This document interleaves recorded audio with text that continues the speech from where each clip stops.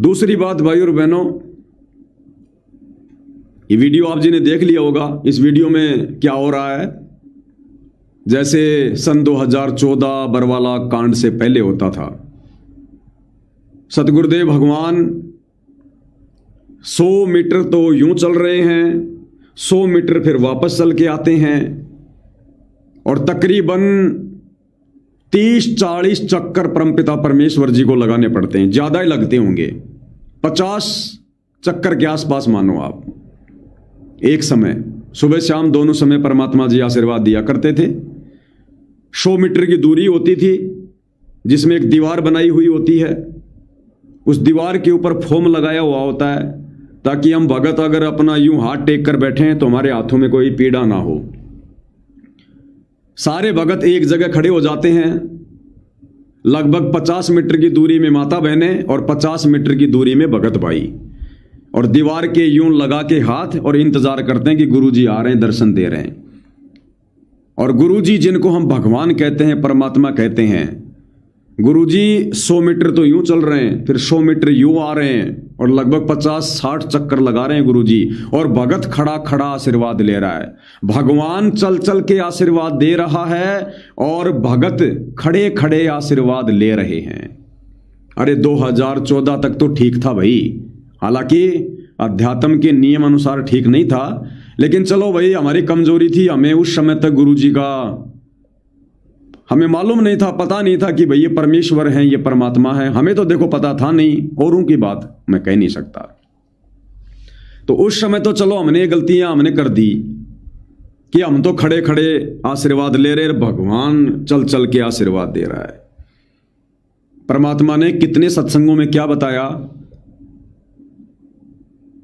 जब चंद्र विजय भाट की भगतमती ने मंदोदरी को सत्संग सुनाना शुरू किया तो मंदोदरी कहने लगी, रे तेरे मुंह से तो हमेशा बकवाद निकलती थी, गंदी गंदी बातें निकलती थी, चुटकले, और अब तू ये इतनी बढ़िया बढ़िया बातें तू कैसे करने लगी है सत्संग की, भक्ति की। तो उसने कहा, जी हमारे घर पर हमारे गुरुजी आते हैं, मुनिंदर जी, और ऐसे ऐसे उन्होंने हमारे को नाम दे दिया। अब मैं अपनी मर्यादा नहीं तोड़ सकती ये उल्टी सीधी बातें करके, ये चुटकुले वगैरह सुना के। तो जब उसमें इतना परिवर्तन देखा तो मंदोदरी ने कहा कि अब की बार अगर तेरे गुरुजी तेरे घर पर आवें तो तू मुझे बताना और तेरे गुरुजी को तू यहां लेके आना, तू मेरे पास, कि हमारी रानी ने आपको बुलाया है। तो इतना तो परमात्मा ने ज्ञान दे ही दिया था। तो चंद्र विजय भाट की पत्नी ने कहा कि आप मेरी रानी हो, आपका आदेश सर आंखों पर। लेकिन कहते हैं कि साधु संत महात्माओं को बुलाया नहीं जाता, साधु संत महात्माओं के पास में खुद जाया जाता है। अगर आप भी गए और हमारे अहंकार को देखकर अगर उन्होंने रजा नहीं बख्शी तो क्या फायदा उनके आने का। तो साधु संतों के पास में जाया जाना चाहिए, उनको नहीं बुलाना चाहिए। अब इन आश्रमों में क्या हो रहा है भाई और बहनों, अरे इन आश्रमों में यदि सतगुरु रामपाल जी को परमात्मा के रूप में जान लिया गया है, पहचान लिया गया है, तो हिसार जेल से बाहर आने से पहले इन्होंने तो 200 एकड़ में आश्रम बना रखा ना, बहुत बड़ा एक हॉल भी बना रखा होगा, क्योंकि इन्होंने सारे के सारे आश्रम उसी मानचित्र पे बनाए हैं जो इन्होंने ये पहले बना रखे थे, जो बरवाला का आश्रम बना रखा था। तो एक बहुत बड़ा हॉल भी है अंदर, जिसमें 200-300 भगत आराम से आ सकते हैं, बैठ सकते हैं। तो गुरु के परिवार को चाहिए था, अगर इन्होंने गुरु को अगर परमात्मा मान लिया होता तो उस हॉल के अंदर 15-20 लगा के एसी तो लगा रखी होंगी, कोई बात नहीं है। उस हॉल में इन्होंने सतगुरु रामपाल जी भगवान का सिंहासन लगाना चाहिए था, सिंहासन, और वहां गुरुदेव भगवान को विराजमान करके और संगत की लाइन बना के और बारी बारी संगत को चलकर अपने गुरुदेव भगवान के चरणों में माथा टेककर आशीर्वाद लेकर जो भी दान धर्म करना है वहीं पर जो दान पेटी रखी होती है उसमें डाल के फिर आगे बढ़ना होता है। यानी गुरुदेव भगवान तो सिंहासन पर बैठे रहे और भगत भाई बहन हाथ जोड़ जोड़ के परमात्मा के जो चरण कमल हैं उनको छू छू के जो भी दान धर्म करना है वहीं दान पेटी में डाल के आगे बढ़ते रहे, क्या दिक्कत आ रही है? हमारे परमात्मा जी आराम से विराजमान रहे हैं, जैसे बाकी शंकराचार्य करते हैं, बाकी नकली धर्मगुरु करते हैं। वो नकली धर्मगुरु जा जाके आशीर्वाद नहीं देते घूम घूम के, वो धर्मगुरु सिंहासन पर बैठे रहते हैं और चेले राम बारी बारी से, जैसे आप जी मंदिरों में जाते हो, खाटू श्याम के मंदिर में जाते हो, खाटू श्याम जी एक जगह रहता है, हिलता नहीं है। और जो श्रद्धालु होते हैं वो लाइन लगा लगा के 24 घंटे लाइन में खड़े रहते हैं, वो खाली एक पत्थर से दर्शन लेने के लिए, पत्थर के दर्शन करने के लिए, जबकि वो तो हाथ उठा के आशीर्वाद भी नहीं दे सकता, उसके तो हाथ ही नहीं है, खाली ऊपर ऊपर का हिस्सा है बस। अरे साक्षात परमात्मा धरती पर आया हुआ है और अब भी उसी भगवान की रेलगाड़ी बना रखी है भक्तों ने, अभी भी उसी भगवान को चक्कर कटा रहे हैं। अरे कम से कम सांसारिक तौर पर भगवान की उम्र देख लो, 74 साल। कम से कम नालायक को अपने गुरुजी की उम्र ही देख लो सांसारिक तौर पर, क्योंकि मानुष मानते हो ना तुम, तो मानुष के हिसाब से कम देख लो। तुम एक जगह खड़े हो और तुम्हारा बाप तुम्हारे लिए 100 मीटर चल रहा है, 1 घंटा चल रहा है लगातार। शर्म नहीं आ रही तुम लोगों को? अरे गुरु का परिवार तो बुद्धू है, काल प्रेरित है, क्या संगत भी बिल्कुल ही मूर्ख है क्या? संगत के अंदर कॉमन सेंस ही नहीं है। अरे सलाह तो दे सकते हो, इतना क्यों डर रहे हो? गुरु का परिवार कौन सा अपनी जमीन बेच के सिंहासन बनवाएगा? कौन सा अपनी औरतों के गहने बेच के सिंहासन बनवाएगा? तुम भाई बहनों का ही तो दान है। जब तुम्हारा दान अरबों में करोड़ों में अन्नपूर्णा मुहिम में बर्बाद कर दिया गया, राजनीति में बर्बाद कर दिया, लोगों की धर्मशाला में बर्बाद कर दिया, आरक्षणों में कर दिया, लाइब्रेरी में कर दिया, स्टेडियम में कर दिया, अरे सिंहासन कितने का बनेगा? 50,000 का बन जाएगा, 1 लाख का बन जाएगा लास्ट। क्या एक सिंहासन नहीं बनवा सकते थे अपने भगवान के लिए? लगा देते हॉल में और संगत को लाइन लगा के, और बढ़िया तरीके से संगत को मौका मिल जाता भगवान के चरण छूने का। अब तो चरण भी नहीं छू पा रहे, क्योंकि दीवार खड़ी है सामने 3 फुट की, केवल गुरुदेव भगवान अपने हाथ से आशीर्वाद दे रहे हैं और तुम यूं खड़े हो बस। अगर वो व्यवस्था हो जाए तो भगवान को भी आराम मिले, भगवान भी प्रसन्न हो और संगत को भी गुरुदेव भगवान के चरण स्पर्श करने का मौका मिल जाए, कितना बढ़िया काम हो जाए। लेकिन ना तो जरा सी बुद्धि विवेक इस काल ने गुरु के परिवार में छोड़ रखी और ना इस नादान संगत में छोड़ रखी। दोनों एक जैसे हैं। और ये सद्बुद्धि क्यों नहीं आ रही भाई और बहनों? ये भी परमात्मा की लीला है। क्या कहते हैं परमात्मा? सारे खेल हमने किए, हमसे मिले सो निश्चय जिए। ये भी परमात्मा सतगुरु रामपाल जी भगवान का खेल है, जानबूझ के परमात्मा, क्योंकि ये लोग अनधिकारी हैं, ये इस योग्य नहीं है कि ये संगत उस परम शक्ति के चरण स्पर्श कर सके, क्योंकि इन्होंने उसको, जब वे हिसार जेल में बैठे थे 11.5 साल से, इन्होंने केवल मर्यादा तोड़कर उनको नाराज किया, दुखी किया है, अपनी बची कुची भक्ति का सत्यानाश किया है, खाली खोके बन के बैठी है सारी संगत है। इसलिए ये उस परमपिता परमेश्वर सारी सृष्टि के मालिक के चरण छूने के योग्य नहीं है।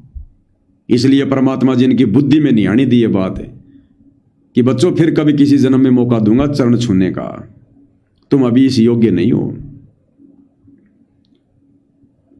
और इनको परमात्मा दूर से आशीर्वाद दे रहे हैं। बीच में 3 फुट की दूरी, बीच में 3 फुट ऊंची दीवार, उसके बाद परमात्मा उनको आशीर्वाद दे रहे हैं। दुर्भाग्य है इन आत्माओं का, दुर्भाग्य, क्योंकि इन्होंने अपने गुरु को परमात्मा के रूप में नहीं पहचाना, नहीं जाना। मानुष मान रहे हो ना, तो परमात्मा भी मानुष की तरह ही आशीर्वाद देगा। अभी तुम उनके चरण छूने योग्य नहीं हो। अब ये दया आने वाले समय में भाई और बहनों परमात्मा उन आत्माओं पर करेंगे जो आत्मा वर्तमान अग्नि परीक्षा में बची रहेंगी। ये दया सतगुरु रामपाल जी भगवान उन आत्माओं पर करेंगे। उस समय ये परमात्मा उन आत्माओं के द्वारा सिंहासन पर विराजमान किए जाएंगे और ये परमात्मा उन आत्माओं को अपने चरणों की सेवा तो छोड़ो, ये परमेश्वर उनसे गले मिल मिल के मिलेगा, बांथ भर भर के मिलेगा, सीने से लगा लगा के प्यार करेगा परमात्मा उन आत्माओं को, क्योंकि वो अधिकारी आत्मा होंगी। और दास ने बहुत पहले एक बात कही थी आप लोगों को कि परमात्मा सतगुरु रामपाल जी के रूप में खुद धरती पे प्रकट हैं और वर्तमान कलयुग की पिछली पीढ़ी में मोक्ष प्राप्ति का एक लक्षण है। यदि आपको मर्यादा में रहते हुए, भक्ति करते हुए, यदि आपको अपने गुरुदेव के साक्षात चरण कमल धोकर वो चरणामृत पीने का मौका नहीं मिला, तो आप जी मोक्ष की उम्मीद मत करना, सतलोक का इंतजार मत करना। क्योंकि भगवान धरती पर, और यदि आपको भगवान ने ये मौका भी नहीं दिया साक्षात अपने चरण कमल धुलवाकर चरणामृत का पान करने का, तो आप मोक्ष के अधिकारी नहीं हैं। और ये मौका कैसे मिलेगा? अब आप कहोगे जी गुरु जी के परिवार को तो मौका मिल चुका है, आश्रम में रहने वाले भगत, मुख्य सेवादार, ये तो कई वर्षों से गुरु जी के चरण धो धो के पी रहे हैं। पहले भी पी रहे थे, हो सकता आज भी पी रहे होंगे, हो सकता आगे भी पी लें थोड़े दिन, लेकिन उन्होंने मानुष मानकर पिया है। गुरु को अपने जैसा मानुष मानकर वो काम नहीं आएगा। उन्होंने तो पानी पिया है, पानी, चरणामृत नहीं बनाओ। वो साधारण जल चरणामृत उस समय बनता है जब भगत अंदर से अपने गुरु को परमात्मा मानकर चरण धोता है। और मानुष मानकर धोगे तो वो पानी का पानी है। वो गुरु को मानुष जोगिन कर चरणा अमृत को पान, ते नर नरक में जाएंगे युग युग बने समान। गुरु को मानुष मानकर अगर उनके चरणामृत भी पियोगे तो गुरुदेव कहते हैं वो नरक में जाएगा और जन्म जन्म वो कुत्ता बनेगा, कुत्ता समान। ये समर्थ के वचन है। तो वो चरणामृत काम नहीं आएगा, चाहे दिन में 50 बार पी लो गुरु को मानुष मानकर। तो वो परम सौभाग्य अपने सीने से लगा लगा के प्यार करने का, आशीर्वाद देने का, जी भर के उनके चरणों में बैठकर रोने का, उनके चरण कमल धो धो के पीने का, वो परम सौभाग्य अंत में उन सौभाग्यशाली आत्माओं को मिलेगा जो सौभाग्यशाली आत्मा वर्तमान इस अग्नि परीक्षा में ज्ञान को आधार बनाकर, बुद्धि विवेक का इस्तेमाल करके, धैर्य धारण करके, गुरु के संकेतों पर चलते हुए उस समय का इंतजार करेगी जब गुरु उन्हें अपने पास बुलाएगा। ये सौभाग्य उनको मिलेगा। तो वर्तमान में इनकी बुद्धि में नहीं आ रहा कि हमारे गुरु जी कौन हैं, और केवल गुरु जी का आशीर्वाद ही प्राप्त कर रहे हैं। चरण छूने का भी सौभाग्य परमात्मा नहीं दे रहा भक्तों को। तो भाई और बहनों, आने वाले समय में साध संगत वाले अपने गुरुदेव भगवान को सिंहासन पर विराजमान करेंगे, सिंहासन पर। और उस समय ये परमात्मा फिर सारे मौका देगा अपनी उन आत्माओं को, अपने पास में रखेगा परमात्मा, पास में ही। तो ये भी इन भाई बहनों का दुर्भाग्य। और दुनिया में ढिंडोरा पीटते हैं हमारे गुरुजी भगवान है, हमारे गुरुजी भगवान है। भगवान अगर मान लिया तो भगवान को चक्कर कटवाओगे क्या अब तुम? अगर भगवान मान लिया तो भगवान को चक्कर कटवाओगे, दौड़ करवाओगे तुम भगवान की? इतना ही बुद्धि विवेक है तुम्हारे अंदर, बस इतना ही भगवान माना तुमने। देखिएगा।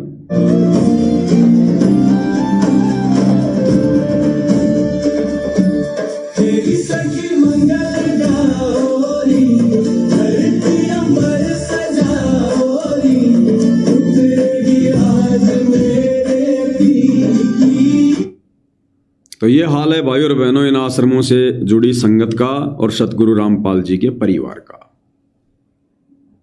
अब परिवार तो कहना पड़ता है, वरना उनका कौन सा परिवार है? वे तो सतलोक